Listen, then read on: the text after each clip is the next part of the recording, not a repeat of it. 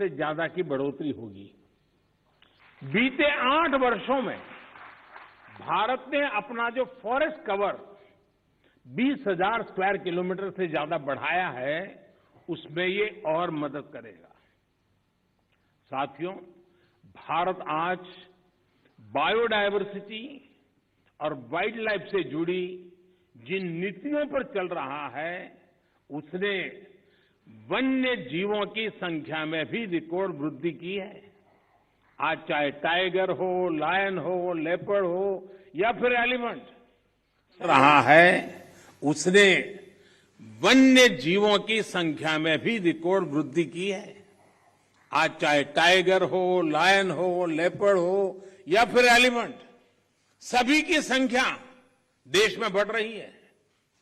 साथियों, देश में ये भी पहली बार हुआ है जब हमारे गांव और शहर को स्वच्छ बनाने, ईंधन में आत्मनिर्भरता, किसानों को अतिरिक्त आय और मिट्टी के स्वाद के अभियान को हमने एक साथ जोड़ा है।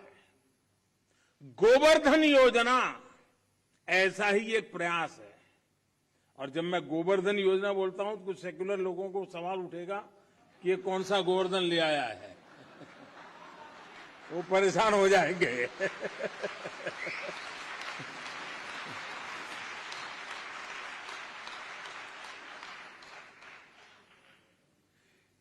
इस गोवर्धन योजना के तहत बायोगैस प्लांट्स गोबर और खेती से निकलने वाले अन्य कचरे को ऊर्जा में बदला जा रहा है।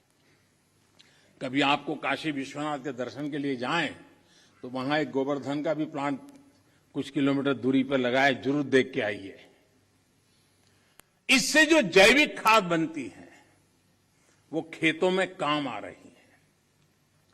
मिट्टी पर अतिरिक्त दबाव बनाए बिना हम पर्याप्त उत्पादन कर सके, इसके लिए बीते 7-8 सालों में 1600 से ज्यादा नई वैरायटी के बीज भी किसानों को उपलब्ध कराए गए हैं।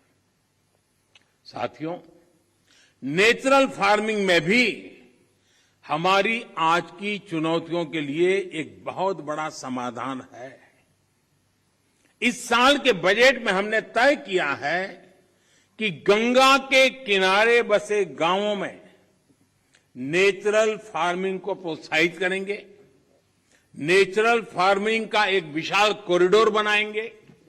हमारे देश में इंडस्ट्रियल कॉरिडोर हमने सुना है, डिफेंस कॉरिडोर हमने सुना है।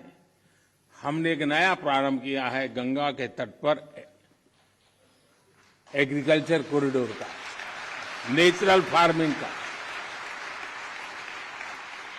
इससे हमारे खेत तो केमिकल फ्री होंगे ही, नमामि गंगे अभियान को भी नया बल मिलेगा।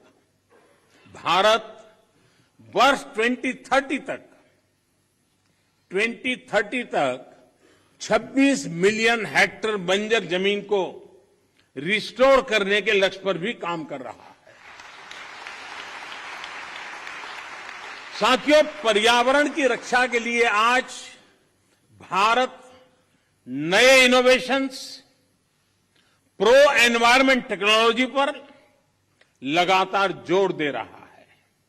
आप सभी ये जानते हैं कि प्रदूषण कम करने के लिए हम BS5 नॉर्म पर नहीं आए, बल्कि BS4 से सीधे BS6 पर हम जंप लगा दिया। हमने जो देश भर में LED बल्ब देने के लिए उजाला योजना चलाई, उसकी वजह से सालाना लगभग 40 मिलियन टन कार्बन एमिशन कम हो रहा है। सिर्फ लट्टू के बदलने से घर में अगर सब लोग जुड़ जाएं, सबका प्रयास कितना बड़ा परिणाम लाता है। भारत फॉसिल फ्यूल पर अपनी निर्भरता को कम से कम करने का प्रयास कर रहा है। हमारी ऊर्जा जरूरतें रिन्यूएबल सोर्सेज से पूरी हो, इसके लिए हम तेजी से बड़े लक्ष्यों पर काम कर रहे हैं। हमने अपनी इंस्टॉल्ड पावर जनरेशन कैपेसिटी का 40% non fossil fuel based sources से हासिल करने का लक्ष्य तय किया था। ये लक्ष्य भारत ने तय समय से 9 साल पहले ही हासिल कर लिया है।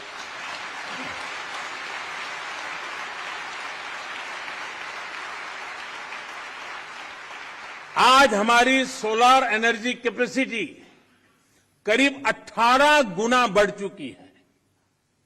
हाइड्रोजन मिशन हो या फिर सर्कुलर इकोनॉमी पॉलिसी का विषय हो, ये पर्यावरण रक्षा की हमारी प्रतिबद्धता का प्रमाण है। हमने पुरानी गाड़ियों को लिए स्क्रैप पॉलिसी लाए हैं। वो स्क्रैप पॉलिसी भी अपने आप में एक बहुत बड़ा काम होने वाला है। साथियों, अपने इन प्रयासों के बीच आज पर्यावरण दिवस के दिन भारत ने एक और उपलब्धि हासिल की है और ये मेरा सौभाग्य है कि खुशखबरी देने के लिए मुझे आज बहुत उचित मंच मिल गया है।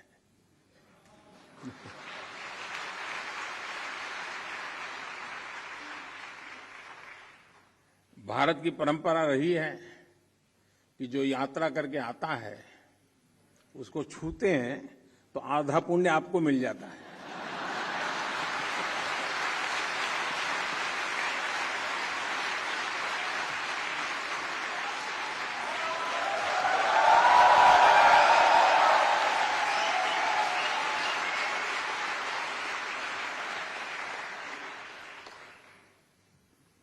ये खुशखबरी मैं आप जरूर सुनाऊंगा और देश को और दुनिया के लोगों को भी आनंद आएगा।